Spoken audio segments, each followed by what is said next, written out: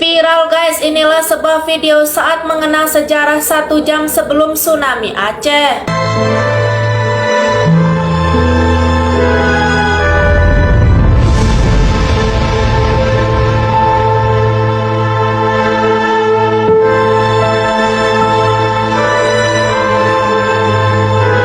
Pada pagi itu, matahari bersinar indah. Anak manusia baru saja memulai rutinitas sehari-hari.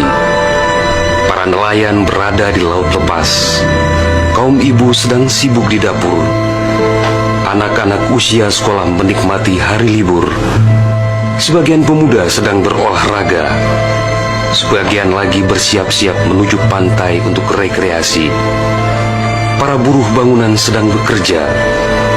Suasana pasar hiruk-pikuk dengan berbagai transaksi. Burung-burung baru saja meninggalkan sarang. Tiba-tiba pukul 7:58 waktu Indonesia Barat, hari Ahad, 26 Desember 2004, bumi Serambi Mekah berguncang dahsyat. Guncangan gempa pada 8,9 skala Richter itu berlangsung puluhan menit tanpa henti. Bumi bergerak ke bawah dan ke atas, ke kiri dan ke kanan, berayun-ayun terus-menerus. Orang-orang berlari keluar rumah, berkumpul di jalan-jalan dan lapangan terbuka. Mereka seperti berada dalam tampi. Kepala terasa pusing, sehingga banyak yang terjerembab ke bumi. Suara azan Allahu Akbar berkumandang dari menara-menara masjid dan menasa. Suara zikir pun membahana di mana-mana. Jutaan mulut manusia melafazkan asma Allah dan Rasulullah secara terus-menerus. La ilaha illallah, Muhammadar Rasulullah.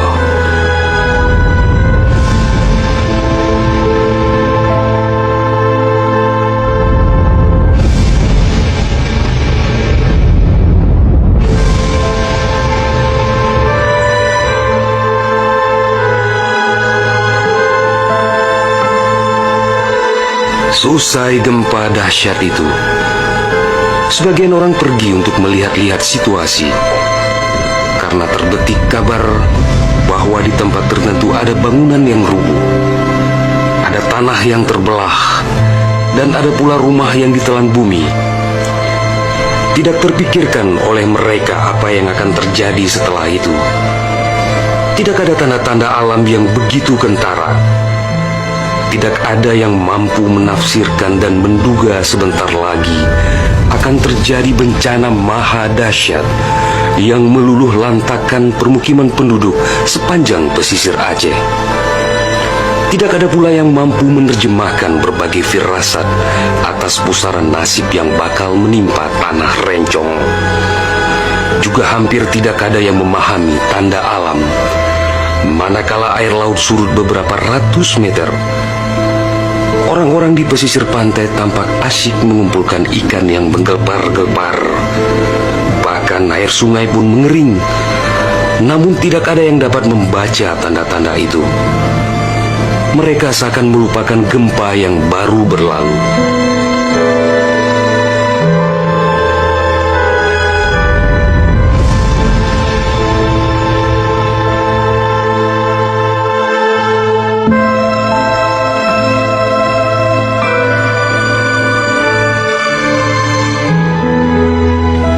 Di berbagai tempat, orang-orang sibuk memperbincangkan gempa sangat dahsyat itu yang belum pernah mereka alami.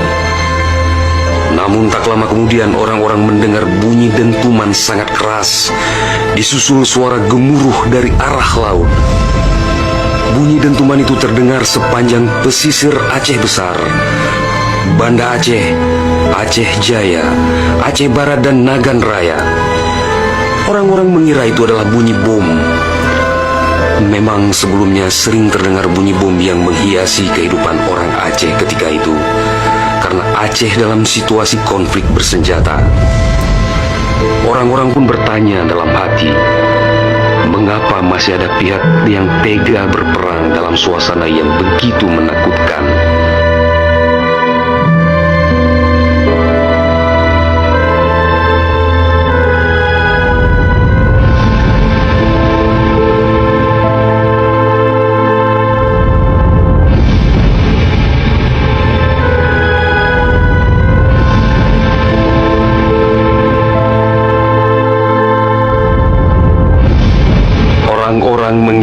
pagi itu hanya sekedar gempa. Mereka sama sekali tidak menduga bahwa bunyi dentuman keras tersebut adalah akibat patahan lempengan bumi yang berpusat di Samudra Indonesia sekitar 149 km sebelah selatan Calang, Aceh Jaya. Dan itulah penyebab gempa. Di samping kehendak Allah pemilik alam semesta, belum sempat mereka bernafas lega akibat gempa. Dalam suasana gebalau dan kucar-kacir itu, tiba-tiba daratan diterjang air laut.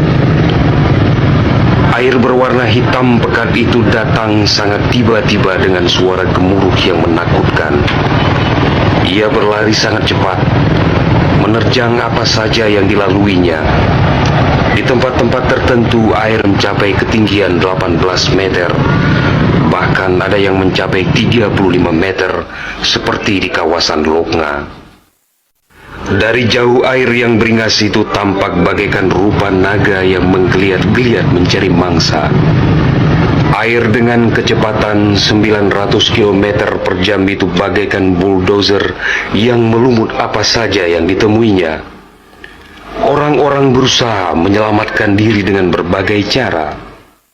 Namun hampir semua orang, hewan-hewan, benda-benda, rumah, lakbatat kaye bate, digulung air itu tanpa kecuali. Semua wilayah yang dilaluinya pun hancur berkeping-keping. Air laut yang datang menyamai kecepatan pesawat terbang itu, ternyata namanya tsunami.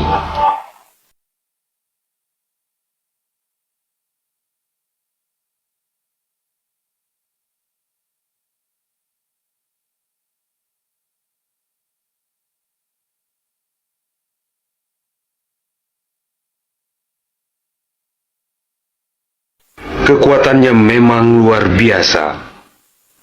Kapal apung PLN yang diparkir di perairan Ulelu, Banda Aceh, digelandang tsunami sampai 3 km ke darat. Kapal itu sekarang menjadi objek wisata tsunami. Demikian juga kapal angkut Sendalas milik PT SAI diseretnya ke atas badan jalan negara Banda Aceh melabuh di Loknga. Kapal-kapal nelayan ukuran besar yang diparkir pelabuhan ikan di Lampulo, Banda Aceh, banyak yang terdampar ke pusat kota. Termasuk mesin cetak harian Serambi Indonesia dikerungcut di bawah tsunami sejauh 1 km. Kendaraan roda 4 hancur tak berwujud. Rumah dan toko-toko serta bangunan lain yang kokoh pun hancur lebur rata dengan tanah.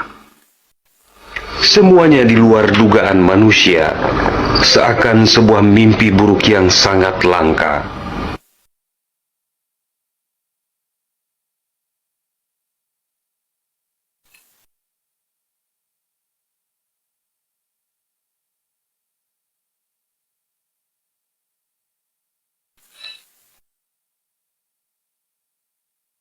Setelah kira-kira 15 menit air laut itu beraksi, suasana pesisir Aceh pun lengang, sunyi, sepi, senyap, dan hening yang tak bisa dilukiskan dengan kata-kata. Sebagian besar permukiman penduduk rata dengan tanah, seakan instrumentalia kehidupan telah berakhir sampai di sini. Ratusan ribu orang nelangsa, teduk tesepuh, telok menjaro, teingat kedro hanale daya, atau terduduk lunglai bersilang tangan, mengingat nasib tiada berdaya.